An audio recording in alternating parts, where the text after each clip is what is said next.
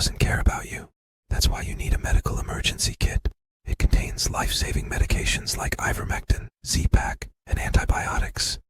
Stock them before they block them.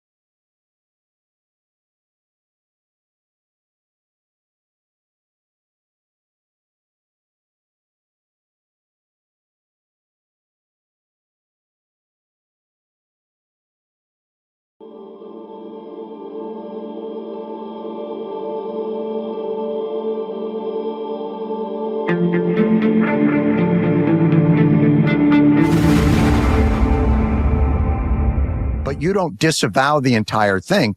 You're literally saying we can all have discussions, except when it comes to Israel, which is not America. It seems like a weird line to draw. Well, I don't think that's weird. I think what history demonstrates is that when people or a government or people turn their back to the Jewish community, things end really badly. And it's a dangerous. Jewish community and Israel are not the same thing, brother man. They're not, that is not the same thing. No. It's like, hey, it's like if I have to pick a side for after 10/7 and after Iran, you know, I'm always going to stand with Israel. I'm always going to vote and support whatever that's necessary to protect themselves. Is there anything you would criticize Israel about? No, what I would say is that I have not a single Democrat that's willing to go on record saying, I'm cool. It's okay if Iran builds a nuclear bomb. And I supported last summer, bombing the Iranian nuclear facilities. I think that was a necessary and important thing because Iran is becoming close to building a nuclear bomb, and that would transform. I think the case was not made by this administration that Iran was close. Netanyahu's been claiming they're 2 weeks away for the last 20 years. אגב, הוא ואבא שלו, רנדולף, הבן של צ'רצ'יל, באו וכיסו כאן את מלחמת ששת הימים בצורה מאוד חיובית לנו. לך תמצא את זה בבריטניה עכשיו. מה שנקרא ברפובליקה האסלאמית של בריטניה, לך תמצא את זה. חבר'ה, אירופאית, כל אירופה כבר נהייתה כזאת, לא זה כאילו... כן, אבל מישהו אמר שאתה יודע, הרפובליקה האסלאמית הראשונה עם נשק גרעיני תהיה הרפובליקה האסלאמית של בריטניה, בסדר, אוקיי. אז אנחנו דואגים שלא תהיה פה עוד אחת, אתה יודע, באיראן. בכל אופן, אני פוגש. ויהיו גם מוכנים ללכת להסכמים עם ג'ולני. כמו שאמר אייזנקוט בכנס ב-INSS, אני רואה במשטר החדש בסוריה הזדמנות. ואני אומר, סליחה, כל מי שלמד 3 שיעורים בתואר ראשון במזרח תיכון, על תנועת האחים המוסלמים, על התנועות של הג'יהאד העולמי, על התנועה הסלאפית, ומבין עם מי יש לו עסק, לא רואה בג'ולני שום הזדמנות. הוא רואה בו את האויב הבא של מדינת ישראל. יחיא סינואר עם 2 נמלי ים ומעצמה בגבו. זו עזה על סטרואידים וזו המלחמה הבאה. בוודאות, אייזנקוט בכנס ב-INSS, אני רואה במשטר החדש בסוריה הזדמנות. ואני אומר, סליחה, כל מי שלמד 3 שיעורים בתואר ראשון במזרח תיכון, על תנועת האחים המוסלמים, על התנועות של הג'יהאד העולמי, על התנועה הסלאפית, ומבין עם מי יש לו עסק, לא רואה בג'ולני שום הזדמנות. הוא רואה בו את האויב הבא של מדינת ישראל. יחיא סינואר עם 2 נמלי ים ומעצמה בגבו. זו עזה על סטרואידים וזו המלחמה הבאה. בוודאות מוחלטת. אין מנוס מהדבר הזה.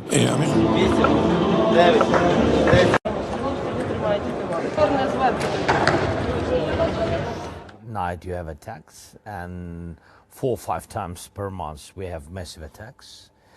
People live, people try to have some sun and try to spend, of course, because of terrible nights, very heroic, very resilient people, really, but they tired, understandable. Are you out of interceptors now? Do you have none left?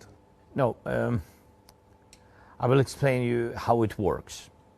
So this year we have 2.5 times less interceptors than we had in 2025. First, Russia has 2 times more ballistic missiles per month than they had before. We pay 100% to Americans. I have the package from the United States, and then my personal involvement. It doesn't work other way.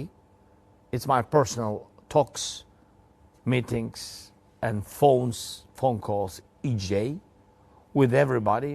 I try to exchange something to missiles. This year, I'm asking American partners to sell me 5% of missiles, what they have in their stocks. If they sell us 5%, we will go through the winter and save people's lives. If they can sell us 10%,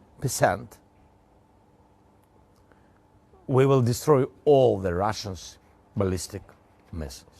And has that request been answered yet? Have you had a clear indication as to whether you... The answer is, for today, is next. I have 1%. That's why today we launched the motto of the ACCC, which is we do bad things to bad people.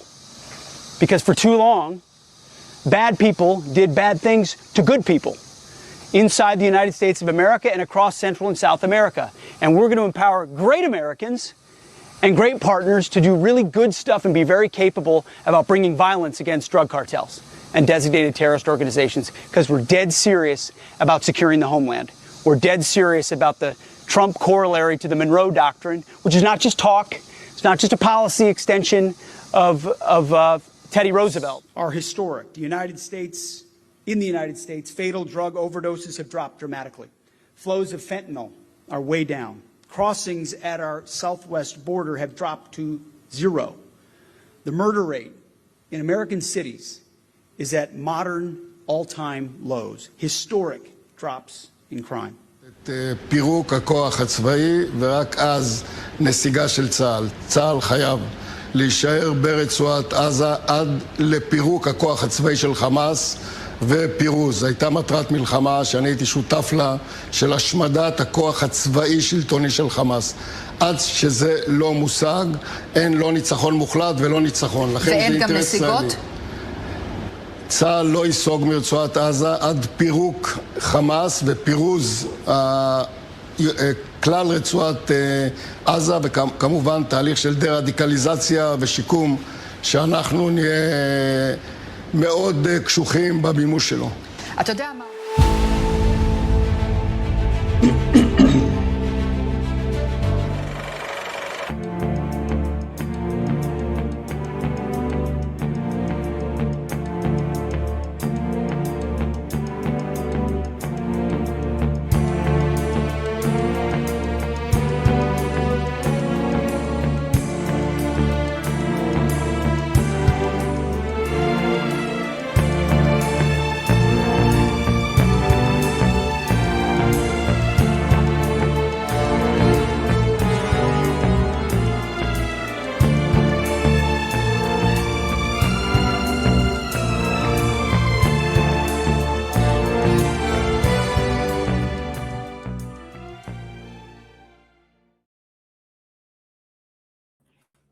Welcome back to the SCIF. Appreciate you joining us today. Big show today. There's a lot going on in Latin America, and we've got the guy who's going to talk the truth as to what's happening in country. CDM Espanol's our own Willie Lora, who runs CDME, cdmespanol.com, to talk about everything happening in LATAM. And then in the second hour, Bill Quinn and I are going to discuss more dropping, shocking election fraud news, which is, CDM is always early, and we're going to show you how early we were. Also, on another issue in Ukraine, I want to make a note of that. I got to talk about that later in the show. So want to say hello to the crew in the chat. Thank you for joining us. Thanks for the comments already. Check out whatfinger.com. Great aggregator site. They post a lot. We have a partnership with them. We run some of their stuff. They run some of our stuff. So please support them if you're looking for a good aggregator site. The Israeli debate just keeps rolling. No matter what side of the aisle you are on, Syria, Israel is talking about the next fight is with Zelenskiy in Syria, the ex-Al-Qaeda guy who's now al-Shura, wears a suit, got a haircut, Trump sprayed perfume on him. But that they are saying is the next war. Syria and Turkey are the new enemies of Israel. They're saying it openly. So what does that mean? Turkey's a NATO member. Syria, Turkey helped install the Zelenskiy regime. We helped fight. We armed the ISIS Al-Qaeda people in Syria to fight against Assad, who's gone. So now the guns are turning on the people we just put in power. So that's fascinating. Southern Lebanon is still an issue. I want to talk about that a little later in the show. And then Zelenskiy talking about we need more missiles, and then screaming about Putin's mobilization of 1 million guys. Well, what did you expect, man? You need to make peace and end the war. We'll dive into all of that. And then we've got siege warfare in Iran, which again is looks like what this is shaping up to be. It's what we had recommended versus a ground invasion. So we're thankful that hasn't happened. Let's talk about the mission brief. Today is the 13th of August. I'm your host, Todd Wood. Here's your mission brief. Zelenskiy says the manpower truth out loud. Iran's survival economy is now in place. Ukraine hits Russian ports against the request of J.D. Vance. Flock wants cameras in your Uber. Wow. And no Bluesky at Bluesky. We've got a lot to talk about. Willie Lora is coming up. Then I've got Bill Quinn in the second hour. So stay with us. A lot to talk about today on the SCIF. We'll be right back.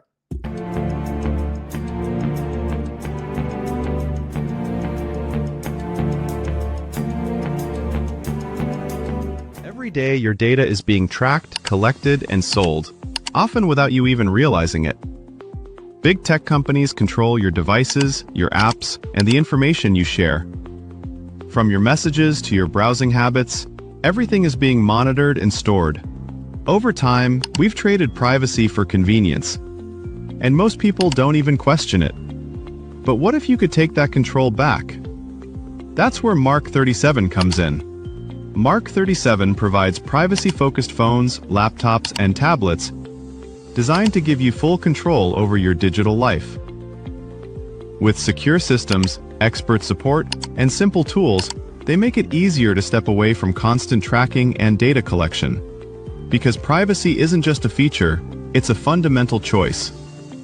It's about protecting your data, your freedom, and your future.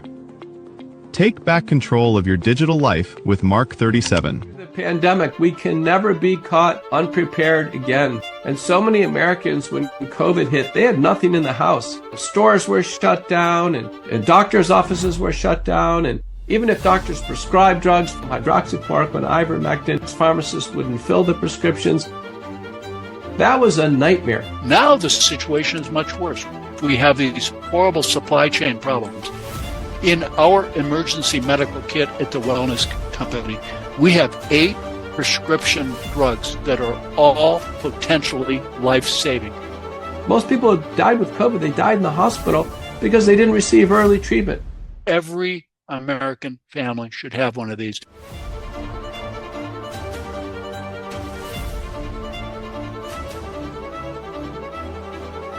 I can tell you the Wellness Company kit is the answer. With my 35 years of experience, our team at U.S. Asset Management can deliver professional investment management, financial planning to help you target your goals, and even specialized divorce financial analysis if you need it. We are here to help you make better decisions with your money. Call U.S. Asset Management today, and let's get to work in your financial future.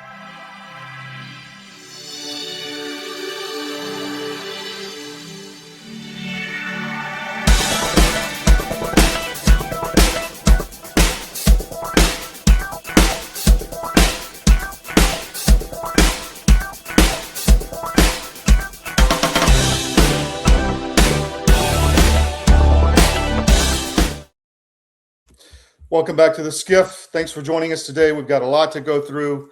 The big one is LATAM, which we've got the guy to discuss that. Willie Lora will be with us in a second. I want to talk about several things before we get there. Let me just, while Willie's getting set up, let me just start running through some stories here so you have, just bear with us while we rock and roll on this. Willie's getting ready, but I want to talk to you about a few things that are happening. And then when he comes on, we'll break that up and go back to Willie, and then we'll come back to the stories later in the show. But let's talk about this. Ukraine hits 4 Russian warships at Novorossiysk in largest Black Sea strike since Sevastopol. Caliber frigates just damaged, grain and oil terminals hit. That's at least what the Ukrainians are saying. This is a port farther from Crimea, Sevastopol. Sevastopol, I'm sorry. And that is, they're trying to move the operations of their grain and oil deliveries and shipments from around the world farther east, but Ukraine is trying to strike them, of course, supported by the British and supported by the whatever intelligence agencies are aiding Ukraine. But this is going on. So look, the war is expanding. It is very obvious now. Europe is preparing for a war. They're drafting people. They are building up their armaments. Russia came out yesterday, President Putin, we're going to have an article up later saying he's going to start hitting the European, UK shadow tankers, which are like the Ukraine has been hitting Russian ships. So that is escalating. And at some point we've said Russia's going to have to target European factories, because what I was speaking with Ukrainian sources last night, actually, and what has happened is all the manufacturing inside Ukraine has been destroyed, or at least threatened to be destroyed. So they've moved it onto the border of the Baltics and Poland in those countries, and are shipping in through West Ukraine all the supplies, missiles, and attack drones. So that funnel is going to have to be shut off at some point if this war doesn't stop. And that is the next escalation point into Europe. And that is why Article 5 cannot be set up, and we have to stop that from happening as to the Americans getting involved in this massive conflict. In addition to Putin saying they're going to start hitting the shadow tankers, they are shutting down all Russian access to any internet outside of Russia. That is ongoing. We have people telling us this now inside of Russia. There is also a threat that soon they will tell any Russians living outside the country or that have bank accounts outside the country that they have to close those accounts, or any type of social media accounts. So Russia is going into the Iron Curtain, the next Iron Curtain. And this is really serious. And again, why we need to save the world and stop this war. And it's what we've been talking about for some time. We'll keep you up on this as well. All right, so that's that story. We'll dig into that a little more later. This is really interesting. The SPLC, Southern Poverty Law Center, she was arrested, indicted. Federal charges say she was giving money to her Nazi lover while saying they are going after Nazis. You can't make this stuff up. Anyway, all right, looks like Willie Lora is ready in the green room. I'm going to bring him in. Willie, how you doing, man? Hey, Todd. Good. I'm sorry. Just been having trouble listening to you. How's everything? It's good, man. We are. I don't know if you've noticed. We are cranking out a lot of content, and the network is growing.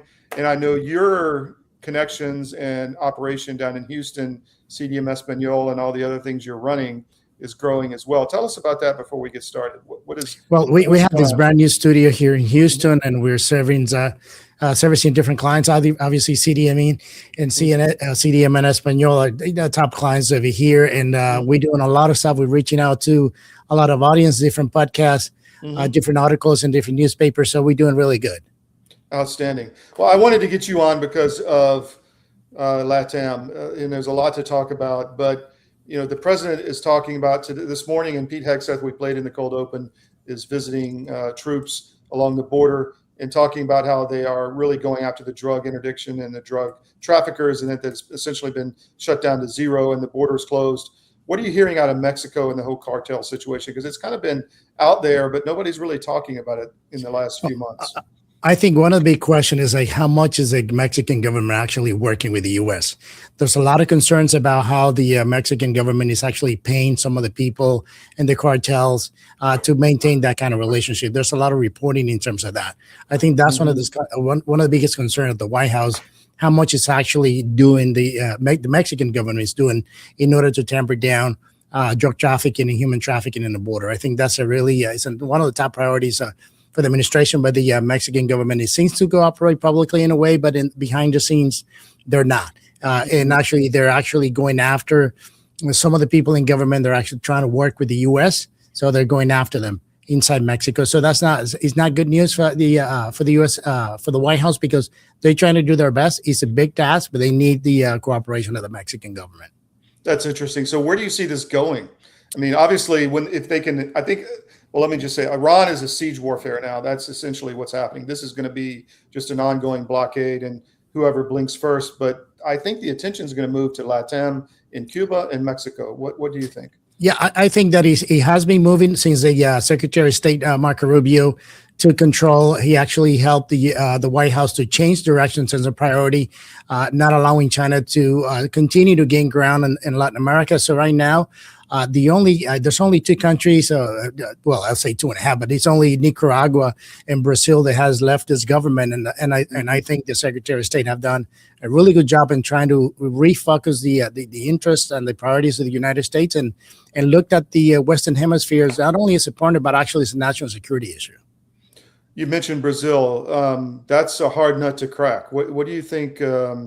I mean, I know that they're looking at maybe economic issues against Brazil, but it's run by a communist government. So it isn't Bolsonaro's son. He's running to take over that country in a way in the next election, and I think he has a really good shot. I think that the trend that is happening in the region is very clear. There's only those two countries like Brazil and Nicaragua. Which Nicaragua, we heard Ortega the other day talking about that. He'll never hold elections in that country again. Obviously a dictator, but has it become a national security interest for the U.S.? I don't think so yet, but at some point they're going to have to deal with it.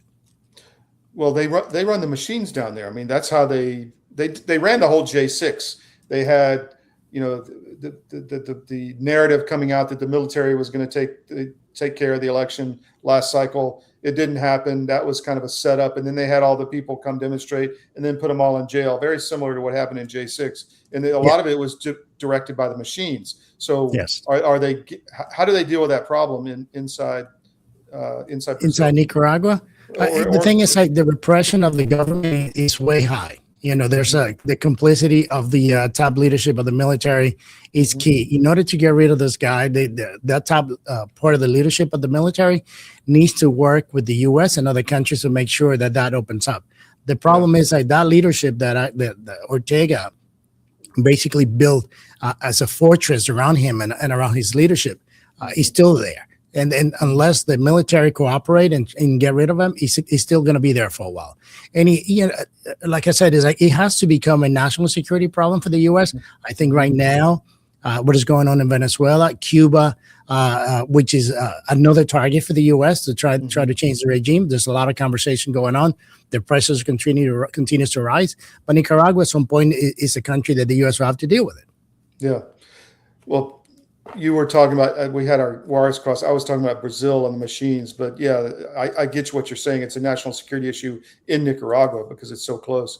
What about the machines in Brazil? How do they get rid of this Supreme Court dictator that's running the country? It's kind of tough to predict because of the way that things are handled in Brazil. You know how the judges and they work directly with the government, and you think there's some sort of like division or like separating their powers, but they're not. And that's the way the socialist country works, and we've seen that in Brazil. So I don't know how's that going to change, but it's still there's a lot of work to do there. I wanted to ask you about Colombia. We have a new election. There's a lot happening there.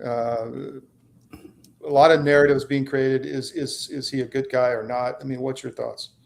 My thought is that he's a great guy, and I haven't met him personally. I've been in a lot of conversations with his people and what's going on. And the minute he got into office, things started to change.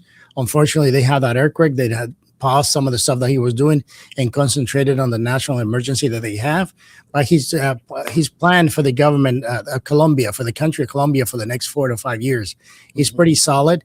I think a renewed relationship with the U.S. it was needed for that country. Remember, the Plan Colombia for many, many years was part of the great agreement between the U.S. and the Colombian government where they're fighting drug trafficking. I think that's coming back. He started getting rid of some really bad guys over there, and they're building new prisons, kind of like El Salvador, to lock up a lot of the negative and the bad apples of that country. So I think he started with the economy that has some problems. I think he's working with the U.S. and other countries, especially Argentina, to try to bring financial security to the country, which is important. But he has a lot of challenges. Colombia is a very key ally to the U.S. in the region, but it was 4 years of the left of government that pretty much there was not much relationship between the U.S. and Colombia. And the big fight that the former president had with President Trump was very public. And I think this is a change. I think this is really interesting and important for that relationship. And I think Colombia will be okay. Well, an interesting side on that is as this war expands and becomes a global conflict, you have Colombian FARC fighters going up into Ukraine to get trained on their drones, which is a really threatening capability to a nation like Colombia, because that's a devastating weapon that can be used. These, first-person view drones, FPVs, that you can fly right into tanks and all that kind of stuff. Have you heard anything? I know I caught you off guard. Have you heard anything on that? Well, I think that one of the first meetings that the new president of Colombia had was the U.S. and obviously some of the national security people. So that's something that they are working to try to control it and find a way to prevent a lot of the use of drones that we know that the guerrilla has. So there's a lot of things that are happening, a lot of conversation. But like I said, the issue with the earthquake actually put things on hold a little bit. Yeah. They can do two things at the same time. I think that those conversations, how the U.S. is going to help Colombia to try to tackle that, it is important. And I think it's also part of the national security issues, interest for the United States to have Colombia to be as stable as possible. Because that is the pipeline, Colombia, Panama. That's the whole immigration pipeline up the Darien Gap and all the way up into the U.S. So yes, very, very key. Latest on Cuba. Have you heard anything as to what's happening? Well, I had a conversation with a really good friend of mine who's the U.S. ambassador in Cuba the other day, and he told me, "Look, we're doing everything we can. He's 67 years of this, but he said we make sure that Raul was indicted. That puts a lot of pressure into them. Basically, he cannot leave the country because he'll be arrested. And they're talking to the leadership. And we're seeing things in Cuba that we haven't seen before. Protests, people are not afraid anymore. They're out on the street doing, cacerolazos, what they call burning, burning things and doing protests on the street. You wouldn't see that in Cuba a few years ago, but now people are just really tired. The pressure that the U.S. is putting is really high. And I believe that change, it might be coming soon to Cuba. Let's hope so. We've talked a lot about that, and we're going to try to report more on the whole economic transformation from Tampa all the way down into Cuba, which used to be there 100 years ago, and maybe that will all come back, and that'll be very good for the country economically and for the state of Florida. Willie, what about Venezuela? There's some talk on the left that they're pushing that things aren't going well between the Trump administration and the leadership, Delcy and all that. What's happening there in Venezuela? Well, it is a very complex relationship. I think the U.S. still have, a lot to say and do in Venezuela. Remember that the oil industry was developed by the U.S., not the Venezuelan government or the Venezuelan people, even though the oil is there. So the U.S. has the interest is very high. There's going to be differences in how they go about things. There are certain people there that they need to get rid of, like Diosdado Cabello. It's somebody that the U.S. put $5 million on his head, or $10 million of money on his head. And I think after the earthquake that he was involved in some things, the U.S. has to pull back a little bit, but they're re-engaging in terms of how do we get rid of people like that and try to have an election process probably for next year to happen and get rid of these people. I think they're bad news. We all that cover that region, they're dealing with some of the other evil people that stay there, and they need to do that in order to get it to what it needs to be. They can do other things. Obviously, they can send a drone, a Hellfire missile, get rid of some of them. The U.S. can do that anytime. But what they don't want is to leave a gap. They don't want to leave a hole in leadership. So somebody needs to be there for them to not only do it properly, but without creating any issues here in the U.S. legally, if they try to do something beyond what they've done. But they have a lot of conversations. There are a lot of negotiations happen. There's a lot of people that are being turned over to the U.S., and I think that will continue to happen. It's interesting that the earthquakes are all happening in the same region. Yes. Some kind of fault. That's very interesting. Last question, midterms.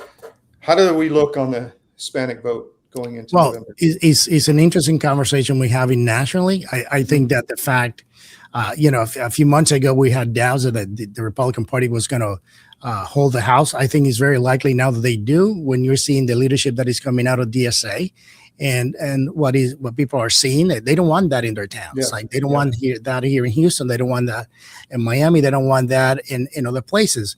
And that's unfortunately for the Democrats what we're seeing on television every single day. We saw what AOC did the other day. Now she's changing the entire tune.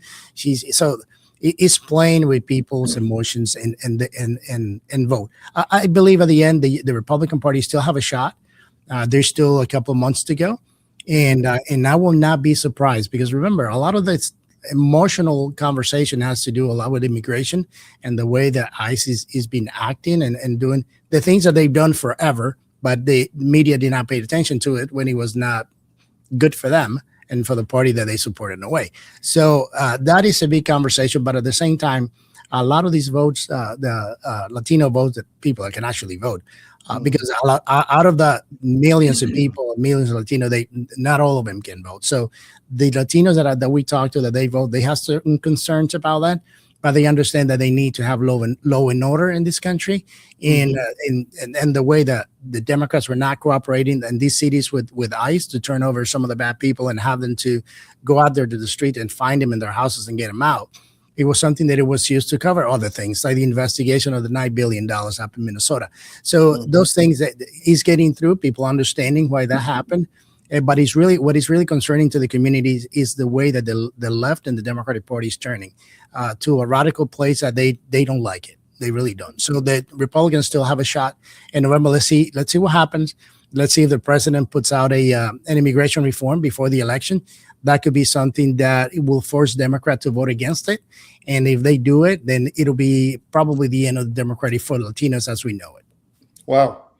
Well, I need to get down. I'm overdue to get down to Houston to have Yes. a planning session with you soon. But thank you for coming on this morning, Willie. I know I caught you last minute, and you were problem. Gracious to come on. Take care. We'll see you. Likewise, brother. Bye.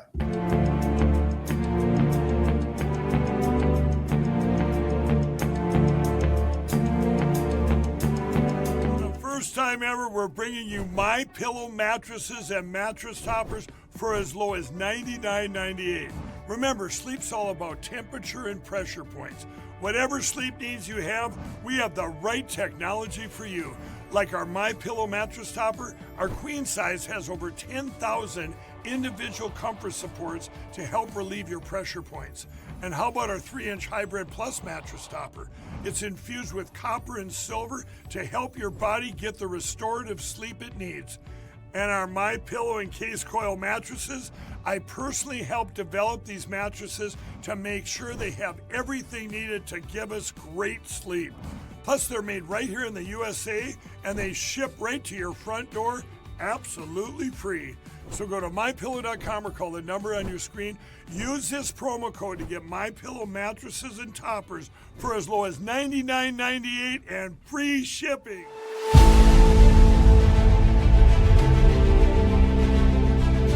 I'm watching my friends gain more and more weight. And then eventually, I got to tell you, this is a little dark, but bad diet literally killed my whole crew. Wow. Diabetes, a stroke. I mean, all kinds of stuff. It's like, you had a stroke? You're not even 50 years old. You guys got to quit eating this stuff. Your body knows what's what. You are not conscious of this. But that's why people will go to the refrigerator and they'll grab this and that and the other and put together this outrageously elaborate combination of foods. Your body's trying to reach balance. Unbeknownst to us, our bodies are always trying to reach homeostasis. You can't eat all of this stuff and expect to live a long time. And one thing led to another, and I went, forget this. We're going to make our own product. So we partnered with one of the world's top 3 biochemists where nutrition-specific study is concerned. I said, all I want is the best nutritional and immune support product in the world. So we mixed it in yogurt. It's a powder. I got a bag of it here. I keep one on the console all the time, just so I can show people. Yeah. And it's a powder. Now, this is not candy.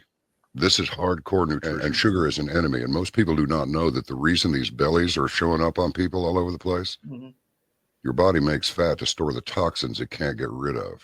So it just puts them over here. But I can tell you this, you take this for 30 days and then lay off of it for 2 or 3 days, and you'll go, good grief, give me some more. Skin, nails, hair growing back, cut yourself and it heals in half the time.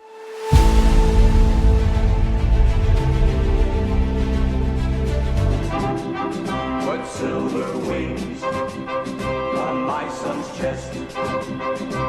Make him one of America's best.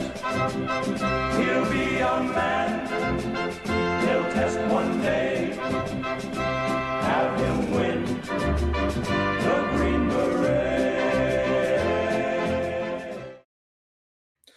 All right, let's talk some stories. We've got Bill Quinn coming up soon on the new election fraud information we are breaking at CDM, but that will be coming.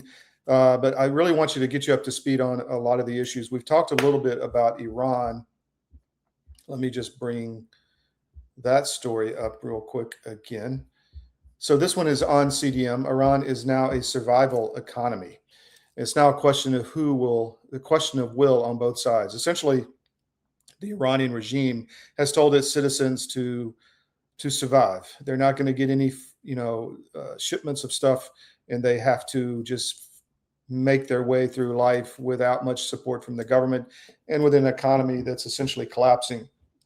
They may not even have energy. They may not even have, fresh water, but they have to survive. So that's against the U.S. Blockading the Strait of Hormuz, preventing the oil exports from Iran, and also goods coming into Iran on that port. So it's a struggle of will as we go forward. How this plays out is to be seen, but we are thankful that Trump has not decided to put troops on the ground to take Kharg Island or whatever, because we think that would be a disaster for American forces. So the issue now is the conflagration of the war into other sectors. If we talk about what's going on in Ukraine, for instance, this one is on our Eastern European site. Zelenskiy warns Russia plans massive mobilization wave after September Duma vote, which is their parliament, up to 500,000 new troops by year's end. He's complaining because he can't match it. He can't match this kind of mobilization, and he's screaming about it. And I talked to a Ukrainian source last night who said, what does he expect? You know, he's engaging the war across Russia, 1,000 miles inside Siberia. He's blowing up facilities, wildberry warehouses, oil refineries, port facilities, and other types of infrastructure. And he's complaining about Russia mobilizing big time.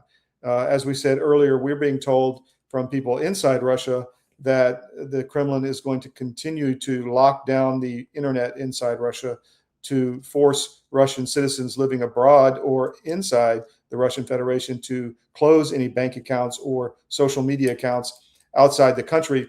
And essentially, we forced Russia back behind an iron curtain. I don't know how this is a good thing for the world.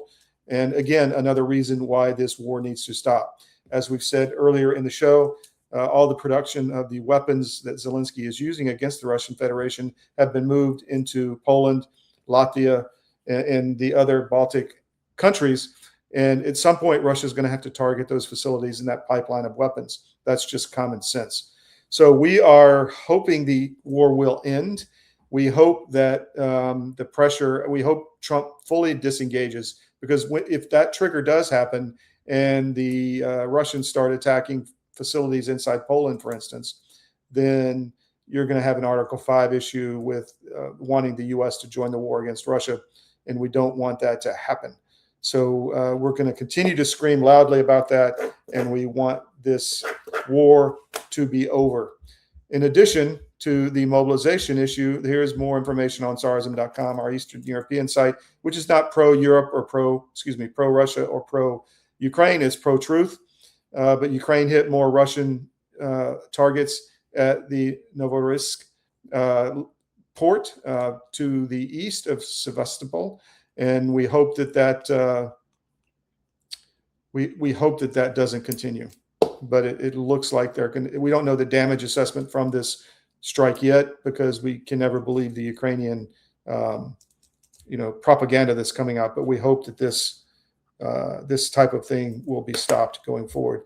So that's enough on the Russian situation. We talked about the Southern Poverty Law Center and their hypocrisy, but this one is also shocking. We've been all over the flock issue, the flock camera issue in Georgia, Colorado, Miami, and across the country. And did you know that Flock wanted to put cameras in 350,000 Uber rideshare cars so that they surveil you while you're in the car? That you wouldn't know about it and the driver wouldn't know about it. Why in the hell is that necessary? That's just complete off the charts police state 1984 Big Brother surveillance, which has to be stopped. He allegedly approached the Attorney General of Georgia, and the program at this point hasn't gone forward. But this is a Georgia company, an Atlanta company, and these people are out of control. We did not consent to this kind of surveillance, and we have to stand up to it in every way possible. And we're going to continue to discuss it at length on CDM. Here's a story that's interesting on our business channel, the Manhattan, which also talks about what's going on in New York City. Bluesky is bleeding users. The anti-Musk protest platform is starting to shrink, and there's still a core base, and they're going to try to do some things with that. But it's going to become kind of like Gettr, which is, a closed system, if you will, and with not much economic future. We think, we could be wrong, but that's what's going on at Bluesky. And then the last story, I want to point this out to you on our Colorado paper, Colorado Free Press, Anthony Fauci and the collapse of scientific authority. Really good analysis by the Brownstone Institute, a partner of ours. We spoke at one of their events last year, and really important read if you want to understand what's going on and should you trust science or should you trust your doctor, all of that. So those are the stories I wanted to go through. In addition, let me just check also the Israel thing. We'll look for more discussion of what's going on inside Israel with the focus on Syria and Turkey as the next enemy, with the Iran war, and with southern Lebanon, where there's a lot of accusations flying that Israel is burning crops and olive trees, 100-year-old tree groves, and essentially salting the earth in southern Lebanon so that it won't become another Hezbollah base. There's a lot of anger out of the Trump administration on the comments coming out of Israel that they're not going to follow what Trump agreed to in Hamas or in Lebanon. And so I don't know, are we heading to some kind of crescendo? It's interesting. We may be on that part of the world. So we're going to continue to report on it, and you can count on us to tell the truth. That's what we do. We tell the truth. So we'll be right back after this break, and then we're going to have Bill Quinn come on. So stay with us on the SCIF.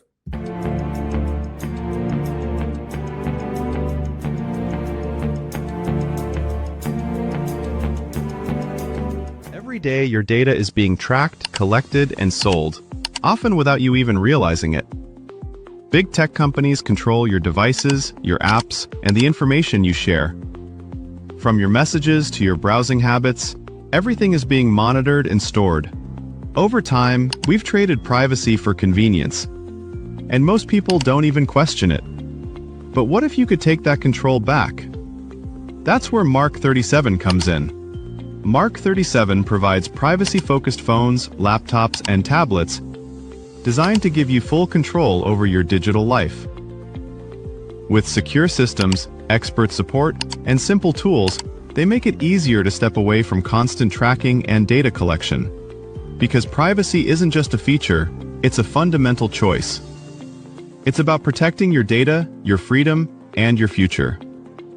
Take back control of your digital life with Mark 37. And by the way, I wanted to say I'm starting my journey with Sean. I'm going to be getting a Ghost phone and then upgrading to a Ghost computer soon, because I am going to unplug for the Matrix. And you can follow me along on my journey. So mark37.com/CDM is where you want to go to do that. Find the webinar, sign up for the webinar, and learn everything you need to know to get started. And then you can also sign up for a free 30-minute consultation on privacy there at mark37.com/CDM. But I'm looking forward to it, and I have been worried about privacy for some time. So I'm going to be taking the plunge and changing my life and unplugging from the Matrix, and I'm really looking forward to it. So maybe you can join me. A warm welcome here at the National Press Club. Welcome to the journalists, welcome to the Embraer team, and welcome to the other guests that we have here. Going to announce, and as some of you guessed it right when they came in, the first E2 order by an American operator. And that operator is Avello. We believe this is really a strategic shift to unlock profitability for the customer. I'm very pleased that we have Andrew Levy here as the CEO of Avello, and I'm very pleased to give the stage to share a little bit more about what Avello is going to do with the E2 195. Thank you very much.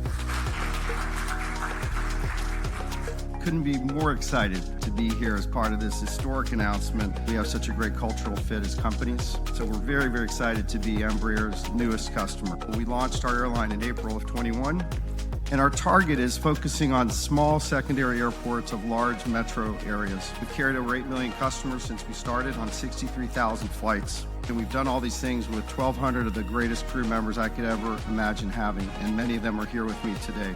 This is the right airplane for us. It's going to open up opportunities for us that no other aircraft can serve. The best thing about the airplane, of course, is you will not find a middle seat on this airplane. It doesn't exist. We won't have any to offer. It's going to be the best cabin in the United States, and we're so excited about that. This is going to elevate our experience to the highest level, and we think our customers are absolutely going to love the airplane.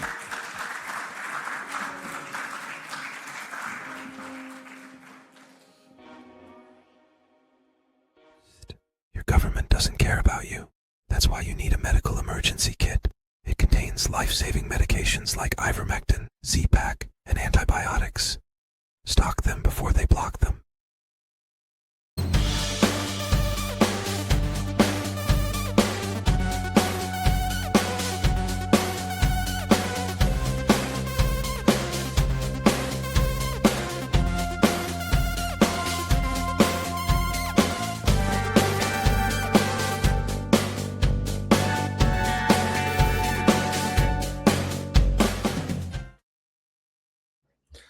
Welcome back to the SCIF. We're now going to hear Bill Quinn, which we talked about yesterday on the Georgia show, or actually, last night. Sorry, things are so crazy. We're traveling so much. I'm on the road, obviously. and we'll be back in the studio tomorrow, and we'll be having more travels coming, which we'll discuss with you. But we're trying to get to the stories around the world that are really important, and working a lot of things in the background, along with running this business and growing the business and growing the coverage. And I think you have seen, as I talked with Willie, there's a lot of new coverage coming out, a lot of new information we're putting out from our European and Middle East staffs. We've been in Beirut building a capability over there, and we are getting a lot of good content coming out of the Middle East from that, and that's only going to grow. So I need you to do something right now, by the way. I need you to help with our socials. CDM1 on Rumble, CDM on YouTube. If you type in CDM Press on YouTube, the right channel will come up, and CDM_Press on X. If you could subscribe, hit the follow button on all three of those. Even if you don't follow us there, do that right now. So CDM1 on Rumble, CDM Press on YouTube, and CDM_Press on X. Would really appreciate the follows there. So thank you very much. And also, I want to highlight our no ad subscriptions. If you go to my.cdm.press, which you can see on the channel there with Bill, that is where we have our no ad subscriptions. We're doing a big push right now. It's $10 a month or $100 a year.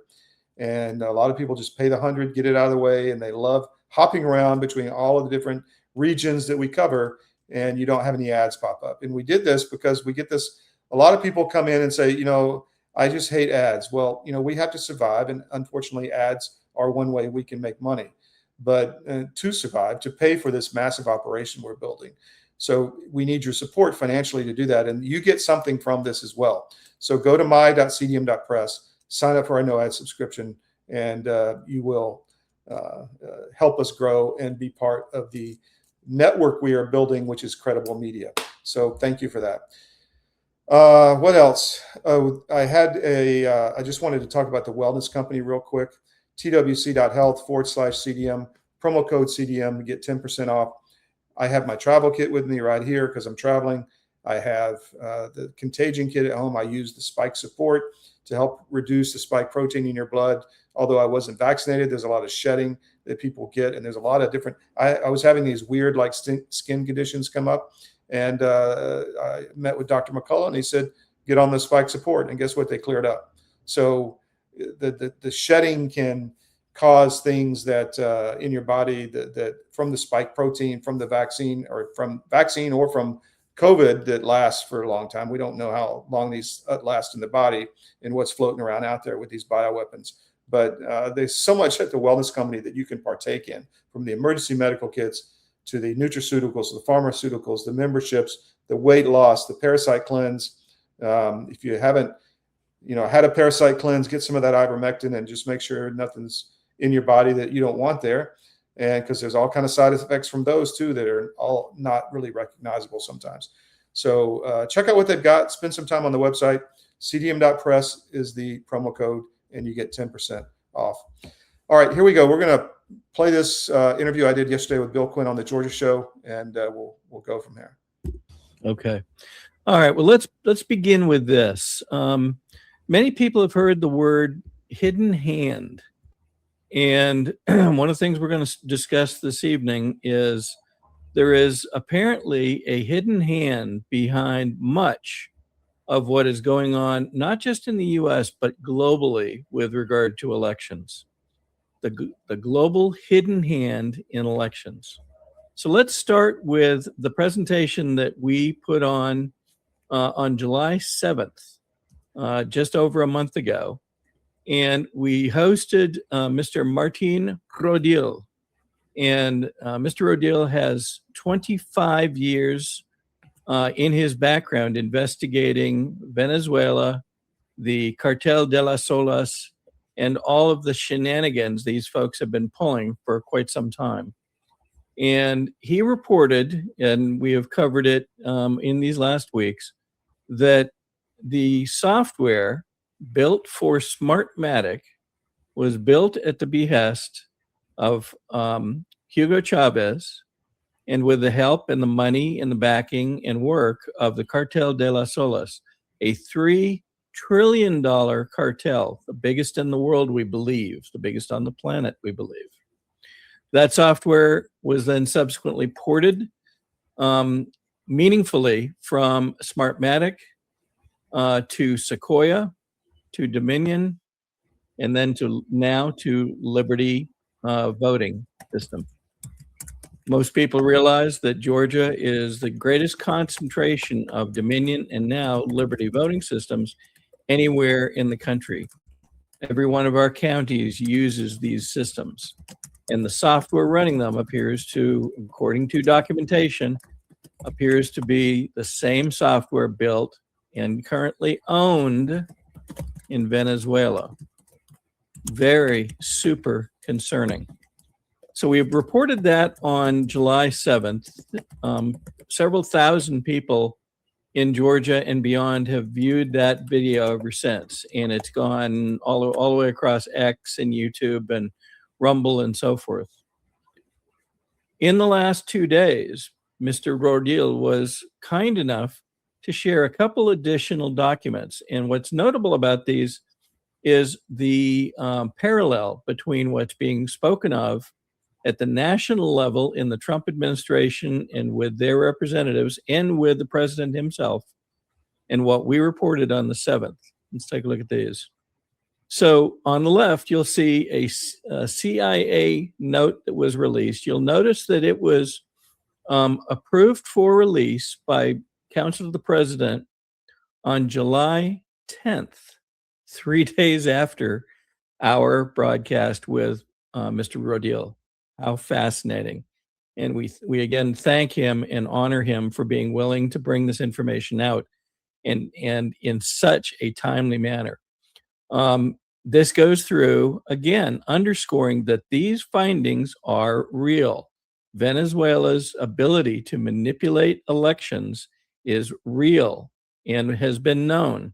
And part of the problem was this was known prior to the president's election, and in many ways was kept from him by factions within the CIA and other intelligence agencies. We are going to take this document. We will make it available to anybody to download. It is declassified now, so we can do that.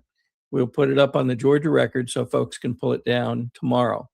There's a second document that again goes into more detail and again speaks to the president's statements on July 16th, 9 days after we aired our interview with Mr. Rodil. And again, talks about the fact that the CIA and others had kept information from the president that is now becoming known.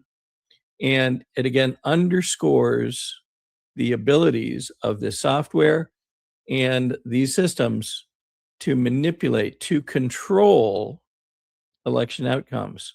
This is not one or two little holes in the software. There are, according to Mr. Rodil's report, there are 14 separate elements, exploits, openings into the software, any 3 of which can independently control the outcome of the counts. And so by using different combinations in different counties, in different states, it makes it virtually impossible to spot a consistent pattern across these systems. In addition, the software has capability to cover its tracks. It can erase evidence of its manipulation of the results, leaving nothing behind that can be spotted, which would indicate something was changed. Incredibly troubling. But this goes deeper.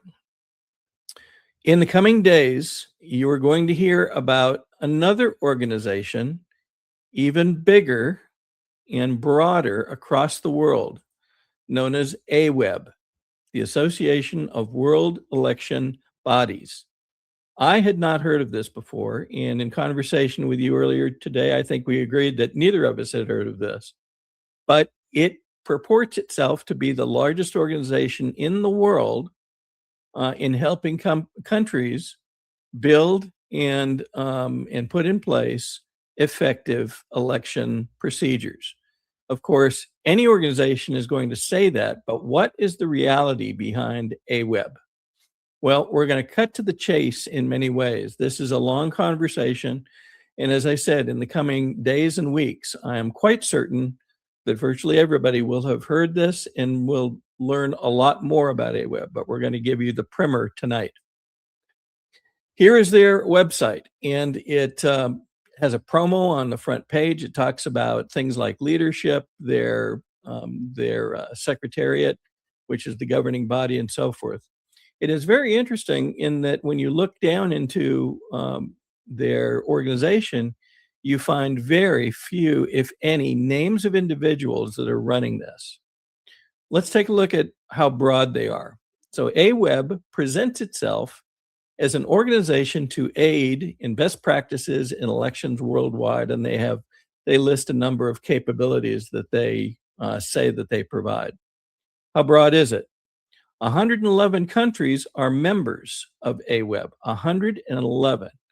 Now keep in mind, in previous reports from Martin Rodil and others, we have heard that the Venezuelan software and systems have been used to interfere in elections in at least 71 countries plus the US. So actually AWeB is larger, if you could believe that.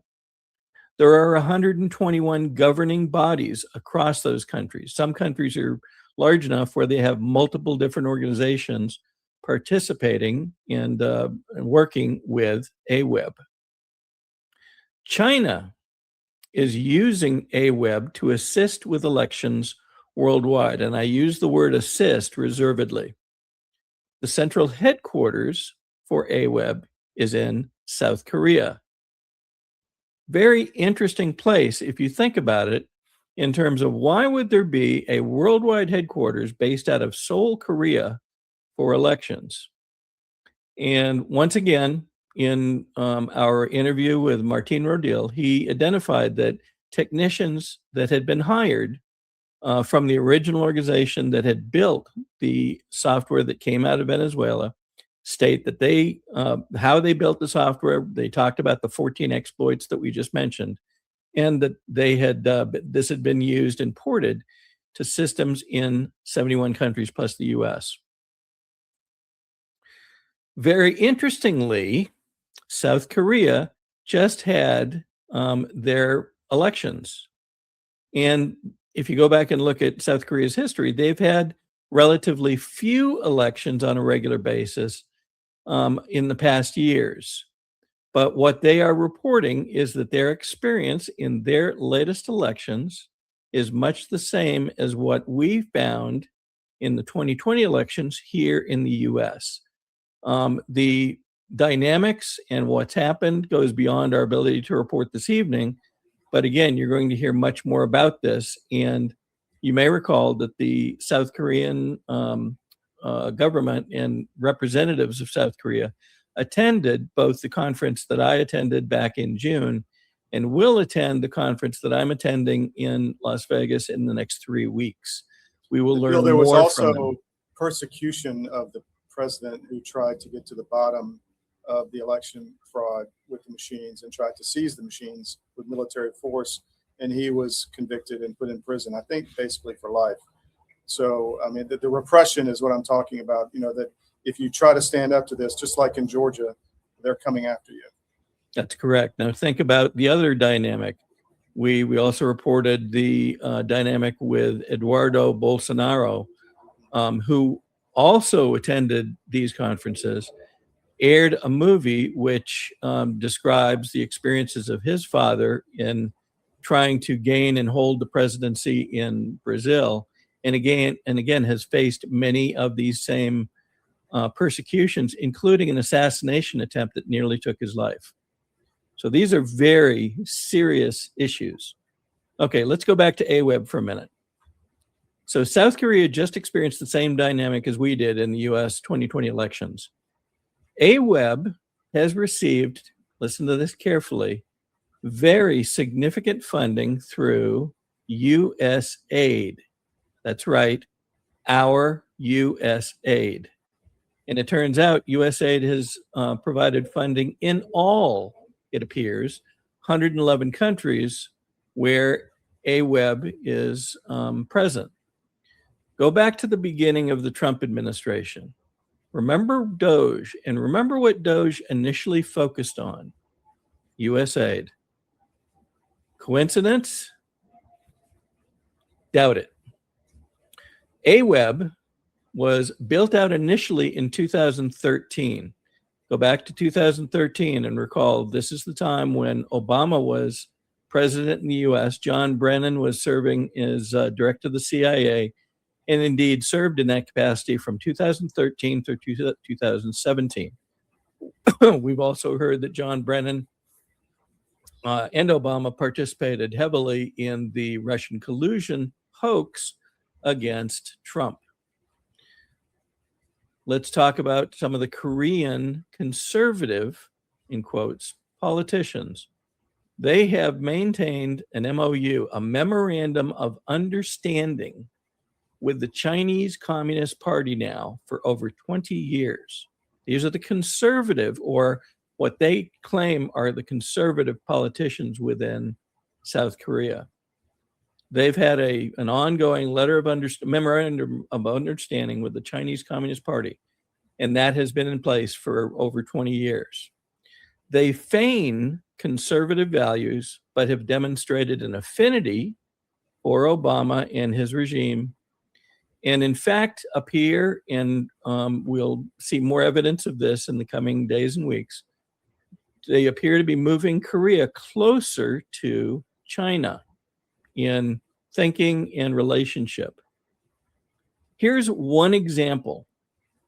This is an excerpt from a particular report. I'm sure we will get the opportunity to see the report in more detail, but there's a picture of a plane, and they're showing the tail number of the plane. And it states that this report compiles irrefutable evidence pointing to over 25,000 counterfeit ballots inserted into the 2020 general election, potentially tipping the scales and undermining the will of Arizona voters. And if you look on the right-hand side, you will see that those tail numbers indicate that plane is registered in Seoul, South Korea. Do we begin to see the dynamic here? So, continued investigations into Venezuela, we believe, will uncover AWEB and worldwide connections that AWEB has to these other dynamics. AWEB, again, has received very significant funding through USAID, and USAID has been funding, it appears, all 111 countries where AWEB exists and operates. AWEB was built out again in 2013. We talked about that. Consider this for a moment.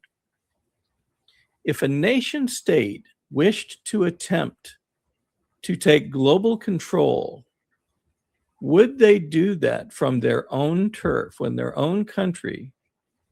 Or would it be better, in some ways, to pick a proxy central hub and coordinate those efforts from the proxy? At the moment, based on the data that's been presented so far, Seoul, South Korea appears to be such a hub. Here is the AWEB location. It lists their secretariat, which is their governing body, and you'll see it listed there in the metropolitan city in the Republic of Korea, South Korea. Here's some of their story, Bill. Fascinating connections. Here's some of their leadership. Now, I'm going to play a promo that they have up on their website, and listen carefully for the exact words that they use and their described intent. Let's play this.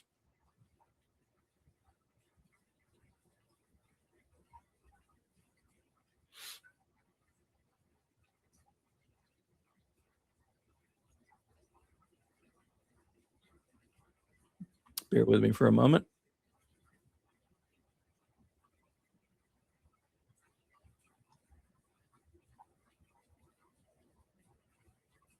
Around the world came together and founded AWEB, the Association of World Election Bodies. We respect the independence and diversity of each election management body. Share the belief that elections are crucial in the democratic process. Democratic process.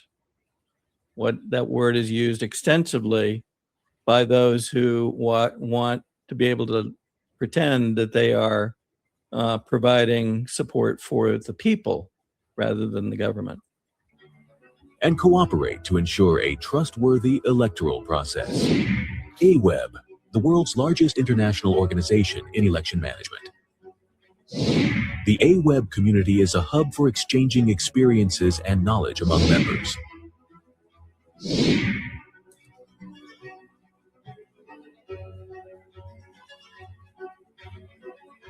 AWEB members discover and promote joint initiatives through the General Assembly and Executive Board meetings, presided over by the AWEB chair.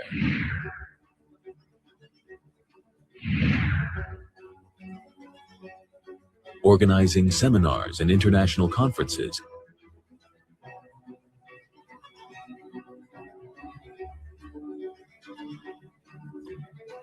releasing publications, and managing election data from around the world. AWEB shares election management cases worldwide. In addition, after a feasibility study, the AWEB experts in various fields implemented customized election ICT projects with member EMPs. As a result, the members who jointly carried out the project could independently operate new systems, enhancing the accuracy and transparency of election management. Election officials from 87 countries have participated in the AWEB training programs and discussed ways to improve election management. The action plans the participants have drawn up during the course are realized in their countries. We deploy an international election observation mission consisting of member and partner organizations from around the world. The AWEB experts develop and utilize observation manuals as part of this program.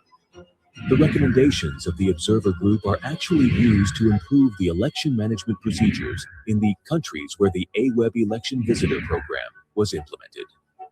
AWEB will continue to contribute to the qualitative expansion of its platform through strengthened partnerships with relevant organizations and support for the capacity building of member organizations. We jointly strive to efficiently and effectively realize free, fair, transparent, and inclusive elections. A valuable network for election management bodies around the world. We are AWEB.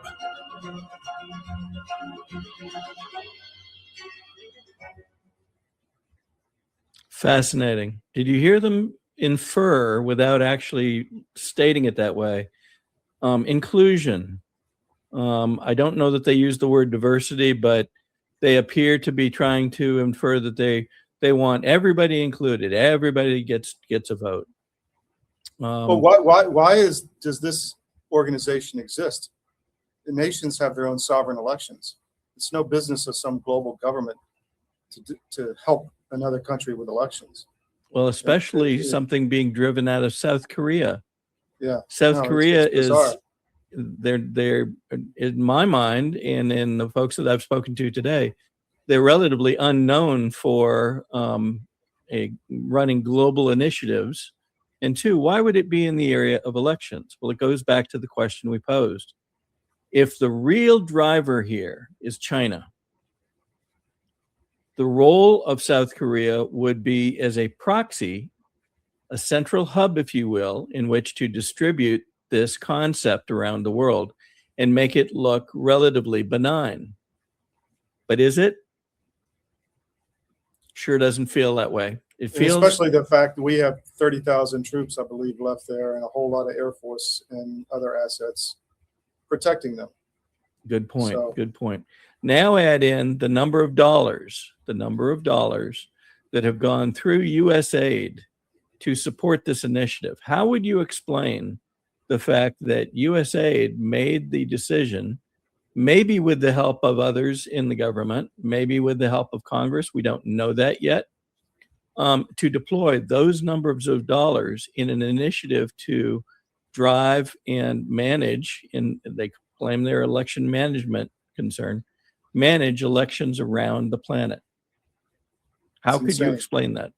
It's insane. Yeah. So again, we go back to, this whole thing started, this notion of USAID started with Doge.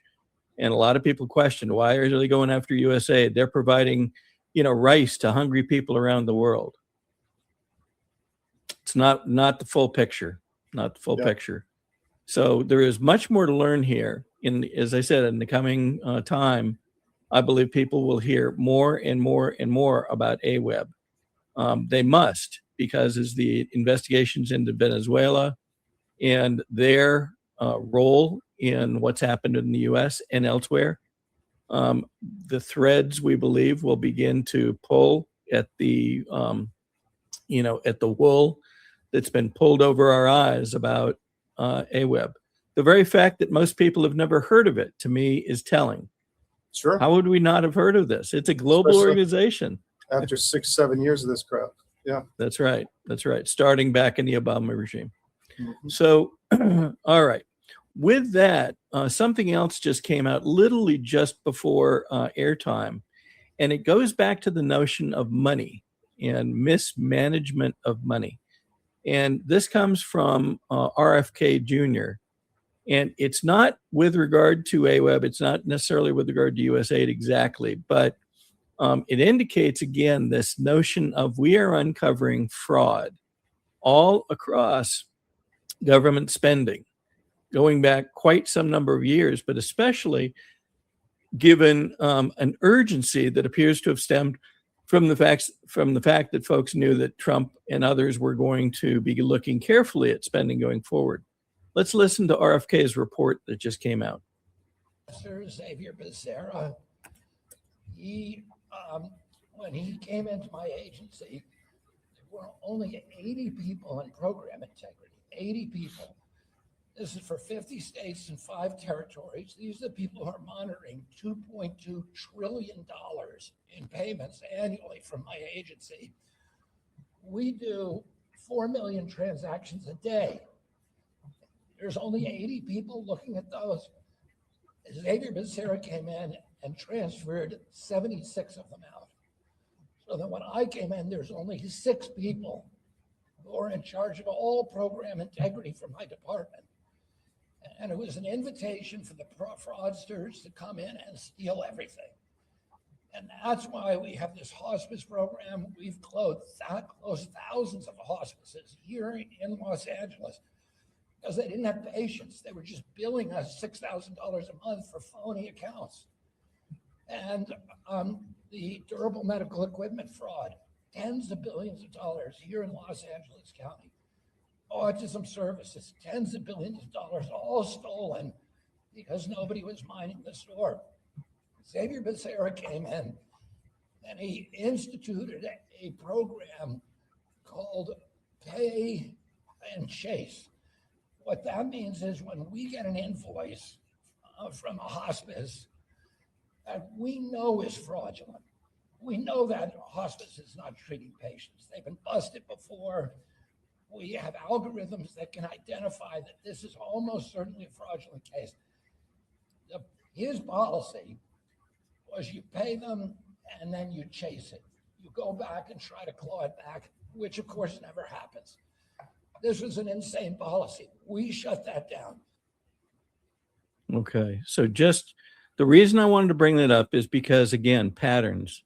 We begin to see this notion of U.S. money, taxpayer money, being used, and in some cases, deliberately spent so quickly that it could not be appropriately measured. 6 people left in line to monitor 4 million transactions a day. Yeah. A day. Do we expect to find more of this? Yes, we do. And we will bring it to you as additional details come out. With that, Todd, back to you, sir. Okay, let's take a break. We'll be right back. We've got a lot more.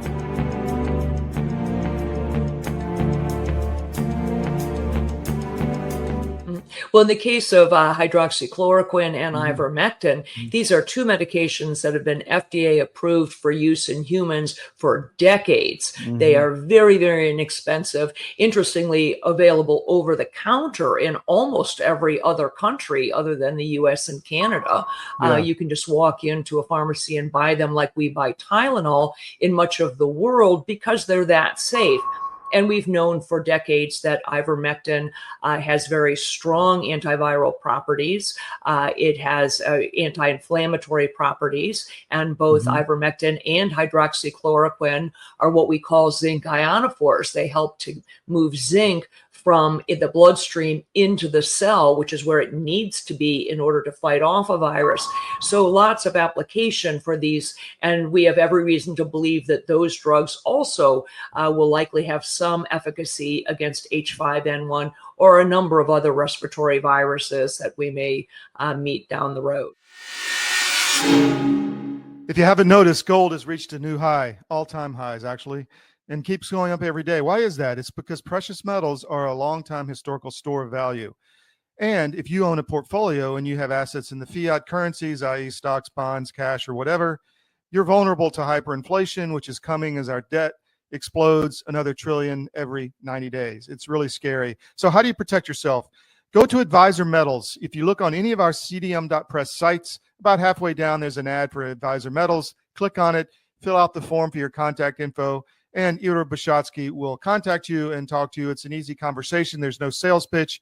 He's completely verified by us. He has a regulatory background we've checked into. We've checked with his bankers. We've checked with his IRA custodians for metals, and we can highly recommend Advisor Metals and Ira. So go to Advisor Metals. If you call them directly, tell them we sent you at CDM, and he'll definitely take care of you. But protect your portfolio because you really need to. It's coming. Thank you.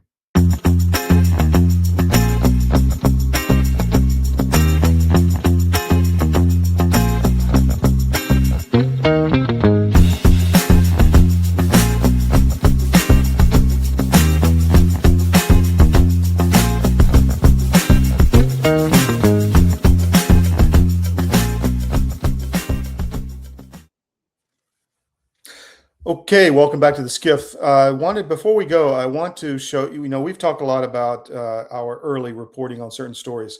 I'm going to give you an amazing example. One example was Bill Quinn coming out with this AWeB and Venezuelan story. The Venezuela stuff had been out, but really hadn't been focused and really delivered in a really good way to readers and viewers. And Bill did that fantastically, I think, with this Rodil guy from Venezuela. But Bill put that out, I don't know, 6 weeks ago, and it's gotten massive views, and I really commend him for doing that. So that was an early story, but this one I want to give you. So yesterday, the Ukrainians charged Igor Kolomoisky over the Privat Bank embezzlement.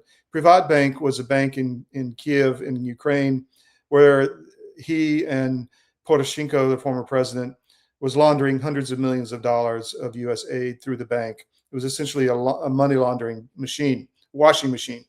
And so Ukraine finally charges him. Well, guess what? I want you to look at the date on this story. Not the date there, but the date originally published,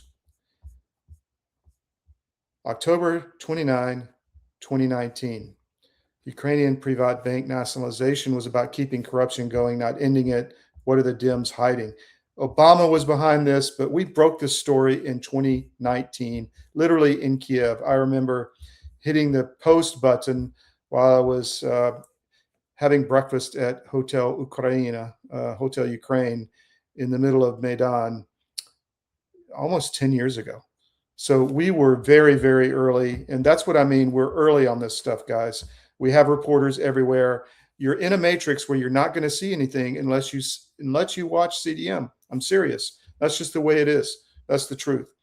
All right. So I hope you enjoyed the show today. We'll be back tomorrow. I've got a great show lined up tomorrow, 10 to noon, Monday through Friday on the SCIF. And then we'll be Sunday on the Georgia show with Bill Quinn again. But thanks for joining us today. We'll be back. Hit those no ad subscriptions. We really need more there. Please, my.cdm.press. All right. Take care. We'll see you tomorrow.